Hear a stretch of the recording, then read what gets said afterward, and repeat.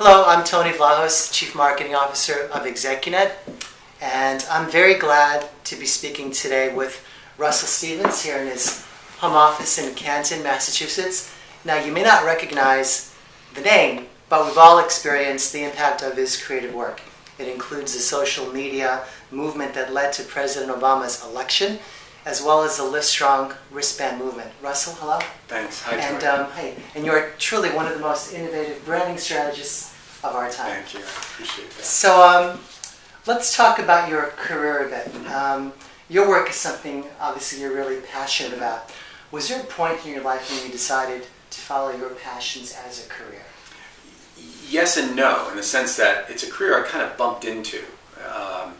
I was always interested in politics and political communication. Majored in government, went to graduate school, and studied political communication for about 4 years. Figuring I'd get out and become a journalist or some such thing. And I got out and realized that I had way too many college loans, graduate school loans, to be a journalist at that point in time. And I needed something to do. And I kind of bumped into this career. A friend of mine had gone to the Kennedy School with me, said, hey, there are a couple of these agencies. There's this thing called strategic communications. You ought to check it out. And I waded into it, found that I was pretty good at it, and kind of went for a number of years, year to year, as I was kind of feeling it out. And I think there are a couple of moments, though, that were pretty important. First, when I joined SS+K and really got to know a bunch of incredibly smart and creative and talented people with similar interests who were using their interests for some very, very cool things, both nonprofit and on the branding side. But the other was just a couple of opportunities that I had for clients, and we did some really terrific work for MSNBC.com in a campaign that preceded another very cool campaign, very of the moment, technologically driven campaign for Quest Communications geared towards younger people. So it was those two opportunities with those clients where we did some really good work and won some awards where really kind of I became truly committed and passionate about the industry in my career. So you mentioned SS+K, and it's a company obviously where you did a lot of great work, and a lot of interesting projects, and met a lot of really remarkable people and helped a lot of companies. And then you left, I guess about May of 2012.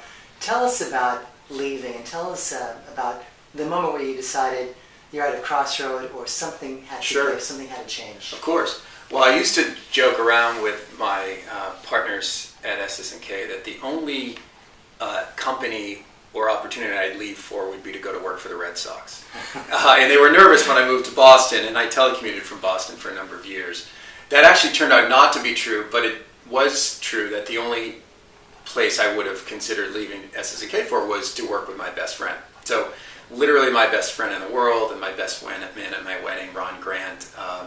He and I had been talking for literally 25 years about opening a business. Everything from when we got out of college, opening a bar, refurbishing toner cartridges, getting in, trying to buy some PCS Spectrum, everything in between.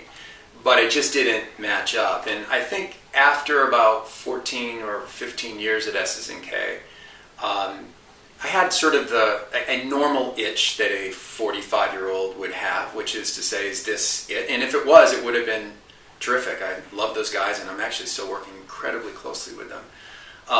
But was kind of wanted to build some muscles in some other areas. And it turned out that Ron was doing some consulting that was going quite well. And I had worked with him, and we knew we worked quite well together when he was at AOL, and SS+K worked for AOL. So we knew that 2 and 2 had a sort of a way of equaling 5 between the two of us.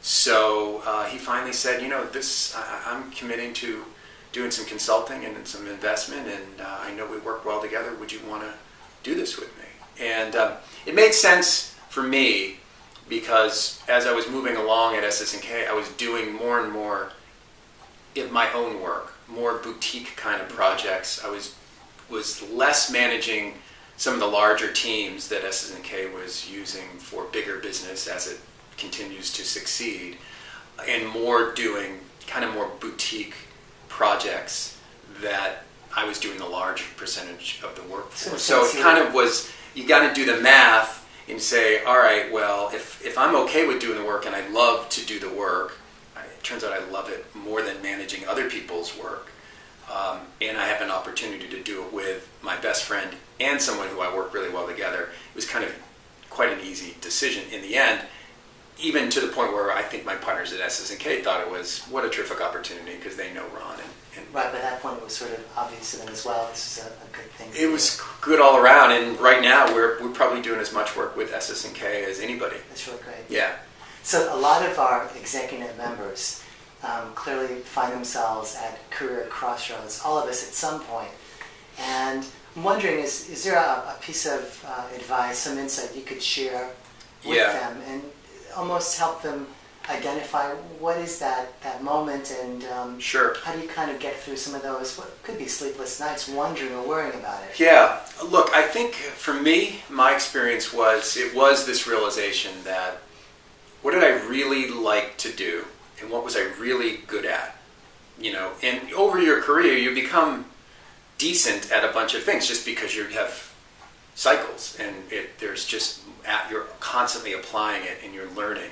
But that doesn't necessarily mean you're necessarily really good at everything. So as I kind of took a look at things, I tried to figure out what I was really good at and what I really liked to do. And I think, you know, for me, it was this realization that, you know, as you go along, your assumption as you move along in your career is that you'll do less work yourself, you'll manage more people, and that somehow that you'll enjoy that more.